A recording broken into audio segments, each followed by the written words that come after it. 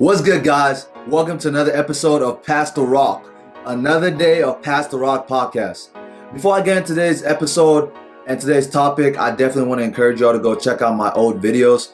I just posted a video last week about the NBA All-Star Weekend, my preview and my projections for the weekend. Y'all should definitely go check that out.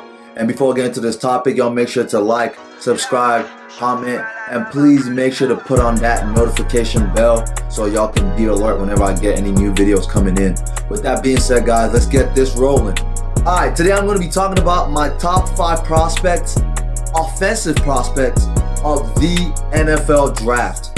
The draft is coming up next month, as we all know. It's a very great time. I love draft season, NFL drafts, NBA draft. I don't even watch MLB drafts like that, but that's besides the point. I'm excited for draft season, with the NFL draft being the first. Last year's NFL draft was actually very much talented. They had so many, especially when it came to wide receivers. They had a great class of wide receivers. And honestly, if not for eligibility and stuff like that, I really think the class would have been way more crazy if other people were able to, go into the NFL draft. But that's good, because this year we still have a good wide receiver class and quarterback class, of that matter. That's actually one of the biggest classes. Like, when it comes to quarterbacks this year, it's actually pretty stacked. So let's get into specifics. So if you're a big NFL fan and you've been following the NFL offseason and, free agency and all that stuff, you know that quarterbacks are at a very high demand right now. Why? Because over the years, quarterbacks have retired. Some quarterbacks have, their talent has not been as promising as we expected it to be. You've also had people like Phillip Rivers retire this past season. Quarterbacks are beginning to leave the league, and quarterbacks are getting old. The traditional quarterbacks we used to, like Tom Brady, Drew Brees, Aaron Rodgers, all those kind of guys are beginning to get old. With that being said, a lot of teams do want new quarterbacks, and they want a bright future for their quarterbacks. A lot of teams are not trying to get, the older quarterbacks anymore. They want younger quarterbacks that they know they can grow their team around. So, which is why this year has been so high of a demand when it comes to quarterback. But that's fine, because we have more than enough in stock waiting for the NFL draft. So let's get into it. My top 5 offensive NFL draft prospects. All right, and number 5, we have my guy Justin Fields. Honestly, if it was up to me, I'll put him at number 1, because he was literally my favorite quarterback to watch this year. But we have to consider, come on, we have Trevor Lawrence. Let's get into it though. At number 5, we have Justin Fields. Honestly, if it was up to me, I would put Justin Fields at number 1, because he was my favorite quarterback to watch this year. But I can't do that. So let's get into the specifics of this guy. Justin Fields is a junior from Ohio State. He is 6'3", 228 pounds, quarterback. Now, he is originally from Georgia, and he actually played for the University of Georgia before he transferred to Ohio State. In 2020, he threw the ball for 2,100 yards, 22 touchdowns, and 6 interceptions. Now, I know what you're thinking. 2,100 yards is not that much. Keep in mind, he did that in 7 games, because the Big Ten didn't start playing their season immediately. The college football season started because of COVID, and they opted out initially, and then they opted back in as things changed over time. This guy, if you watch the way he plays, for me, I think he's a perfect definition of a dual threat quarterback, because he can throw the ball very well, and he can also run the ball very well. And he's 6'3", 228 pounds. He's like your standard size for a quarterback. He's strong, he's physical. If y'all didn't watch the semifinals of college football playoffs when he played Clemson and he torched them up, like he actually torched the defense up, he got hit in the ribs.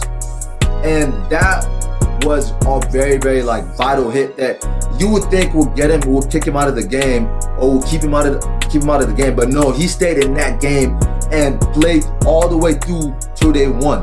So that showed toughness. It shows how passionate he is about the game, which makes him like one of my favorite quarterbacks. And I've been watching him since QB1 Beyond the Lights, which was a show on Netflix that showed high school quarterbacks, and they showed him when he went to a high school in Georgia, and he has always been talented from that jump. So that is my number 5. I really want this guy. He's currently ranking between the top 5 to top 10 prospects. Apparently the Panthers have their eye on him really, really badly, but also I hear the 49ers as well.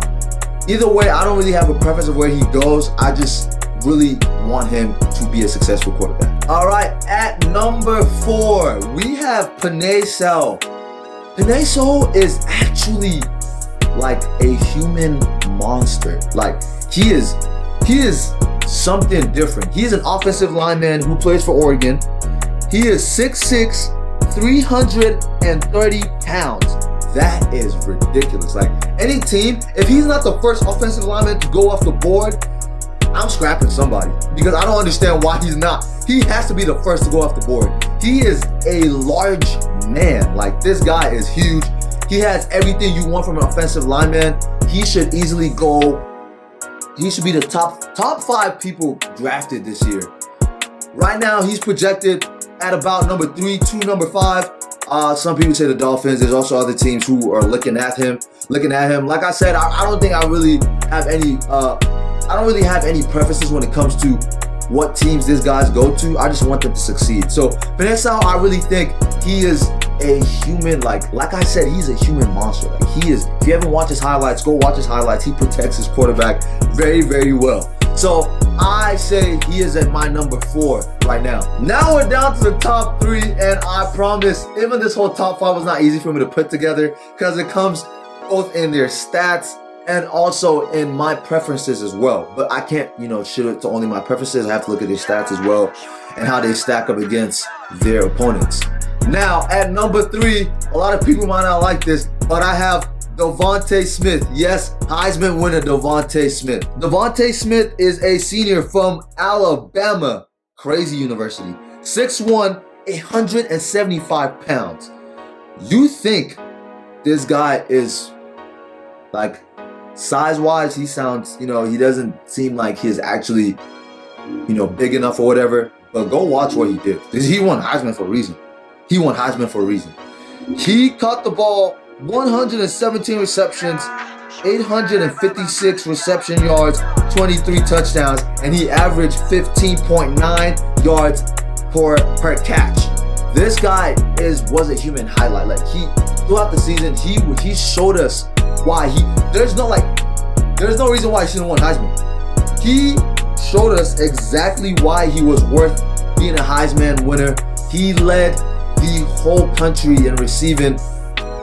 He led the whole country as a talent for wide receivers. And I've seen some pretty outstanding wide receivers in the league. And just like, honestly, he played alongside with Jalen Waddle this past season. He also played alongside with Jerry Jeudy and Henry Ruggs. And he was still considered the best talent on that team. So I'm telling you right now, this guy has crazy talent. He's also projected top 10 right now. Dolphins talking about him. There's other teams talking about him as well.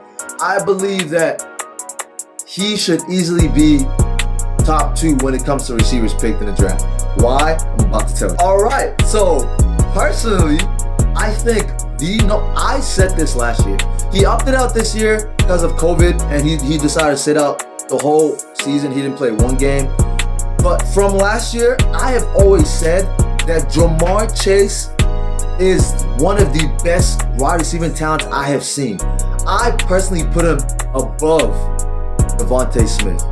Y'all don't have to agree with me, but I think Jamar Chase is the best receiver in the draft this year. If it wasn't for needs and stuff like that, for teams, like if drafters work that you just pick wherever you wanted, like your needs didn't matter, you were just gonna get your needs filled out anyways, Jamar Chase would be top 3, top 5 at the very least in the draft. Anyways, he is currently at a top 5 in the draft right now. He's going down from teams.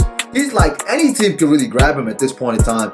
Looking from like the Jets, possibly the Eagles might grab him, possibly the Dolphins. Like he's all around the board. Like anybody could take Jamar Chase in a draft. Let's get to his specific. Jamar Chase is 6 feet, 208 pounds, big body man. He is a wide receiver from LSU.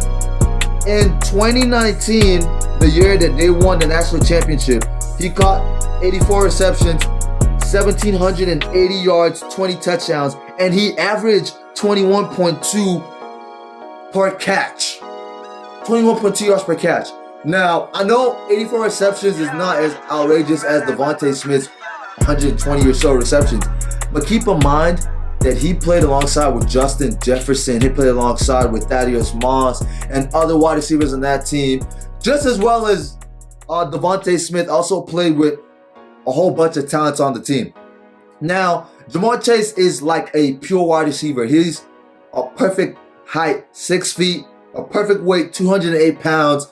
He is fast. If you watch his highlights, if you see him running routes, catching the ball, he looks like he plays like he's 6'3". Like he at whatever means he needs to catch that football, he's getting the ball. Like him and Joe Burrow had a great chemistry, as well as just Jefferson on the other side. He is a human highlight reel. Like Jamar Chase is the best wide receiver in this year's draft, in my opinion. That is who I'm picking. If I had to pick a wide receiver in the draft, I am not thinking about it twice. Jamar Chase is coming with me first. I think he should be the first receiver picked in the 2021 draft. If Devonta Smith was picked over him, I wouldn't be so upset. But if anyone besides Devonta Smith gets picked before Jamar Chase, then there's going to be a problem. There's going to be a problem. And now at number 1, of course, we have the man, the myth, the legend, Trevor Lawrence. This guy, I don't want to hear anyone saying he's boosted. He's not boosted. Trevor Lawrence is a very talented quarterback. In the past 5-10 seasons of watching football, of the NFL draft, he might be one of the most talented quarterbacks we have seen. Of course, you have the comparison to running back Sunshine from Remember the Titans, all those jokes, blase. But this guy is actually talented. Like, he has an arm. He doesn't get enough credit for the way he runs the football. But let's get into his stats. Trevor Lawrence threw the ball for 3,153 yards, 24 touchdowns, 5 interceptions. Dude, Trevor Lawrence is he's actually very, very good. Like, if you've seen what he's done on the field, I was surprised that Ohio State's defense was able to keep him in check. Because the things that he does to offenses on the field, and when he's not on the field, you see how his impact influences Clemson's offense. He is a gunslinger. He's less of a runner, but when he needs to run the ball, he actually runs the ball, and he does it very well. He could be considered a dual threat, but he doesn't run the ball well enough for people to say that. But I am picking Trevor Lawrence over any quarterback in this draft. Like I said, I am the biggest fan of Justin Fields, but when we say talent, when we say IQ, when we say leadership, when we say all-around quarterback, Trevor Lawrence is literally the best quarterback. And when it comes to his projection in the draft, there's no, he's between one. Trevor Lawrence is the undisputed number 1 pick. He's going to the Jacksonville Jaguars. Urban Meyer is going to pick him. He is going to he might as well. I'm hearing rumors that he's already buying a property in Jacksonville, Florida. He is literally the number 1. He is the number 1 prospect in this draft. So if anything, I'm going to go with Trevor Lawrence as number 1 overall, offensive and defensive. He's the number 1 player in the NFL draft. All right, guys, thank you so much for watching. Thank you all so much for tuning in. Y'all make sure to like, subscribe, comment, suggest debate topics, ask questions, turn on that notification button, whatever it is, y'all make sure to do that. Y'all keep an eye. I have another video coming up about the top 5 defensive prospects in this draft. With that being said, guys, thank you for watching it. Thank you for tuning in.